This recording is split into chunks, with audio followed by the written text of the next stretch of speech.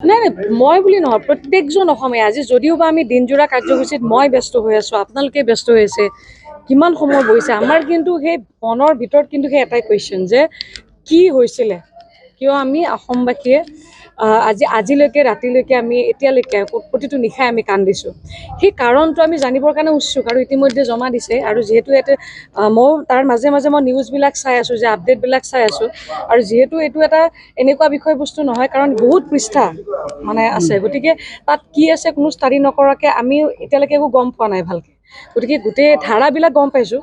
কি ধাৰাত তেওঁলোকে মানে অভিযুক্ত কৰিছে গতিকে মই ভাবোঁ যে এই গোটেই বিষয়টো অভিজ্ঞ লোকসকলে তেওঁলোকে ষ্টাডি কৰক ষ্টাডি কৰাৰ পিছত তাৰপিছত আমি জানিবলৈ আমাক সহজ ভাষাত লাগে গতিকে মই ভাবোঁ যে আজিৰ দিনটোৰ ভিতৰত বা কালিৰ ভিতৰত আমি গোটেই বিষয়বিলাক গম পাম আৰু বিচাৰিছোঁ তাৰমানে যে কাৰণ আমাৰ এনেকুৱা হৈছে যে জুবিন দাৰ লগত আমাৰ গোটেই জীৱনটো সাঙুৰি আছে ভালকৈ খোলাকৈ আমি কাম কৰিব পৰা নাই এতিয়াও ক'ৰবাত কুৱেশ্যন এটা ৰখি গৈছে গতিকে মই ভাবোঁ যে আজিকালিৰ ভিতৰত আমি গোটেই বস্তুবিলাক স্পষ্ট হৈ পৰিব চাওক চৰকাৰে একদম সঠিক এটা ডেট দিছিলে সেই ডেটটোৰ ভিতৰতে চাৰ্জশ্বিটখন দিম বুলি কৈছিলে দিলে এতিয়া বাকীখিনিতো এতিয়া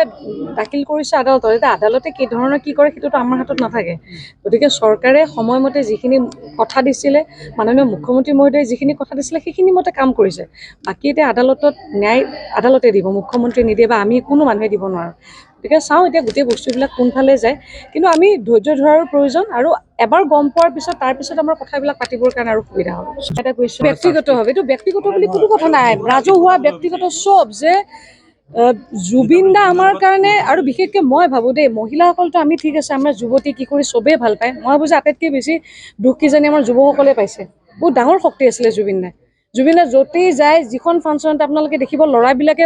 বলিয়াৰ নিচিনা যিমান মই নিজৰ ভাগিনসকলক দেখিছোঁ একদম লখিমপুৰত থাকিলেও তালৈকেও দৌৰে বাইক লৈ গতিকে মই ভাবোঁ যে আমাৰ জীৱনৰ এটা অংগৰ নিচিনা আত্মা মানে কঢ়িয়াই লৈ ফুৰা জুবিন দা আমাৰ কাৰণে শক্তি এটা গতিকে মই ভাবোঁ যে জুবিন দাৰ ক্ষেত্ৰত কিয় এনেকুৱা হ'ব গতিকে আমাৰ হয়তো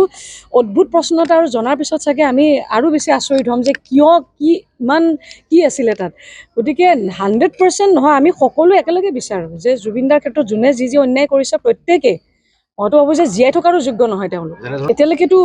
মই গমেই নাপাওঁ আপুনিও গম নাপায় গোটেইখিনি ওলাব দিয়ক পিছত গম পাম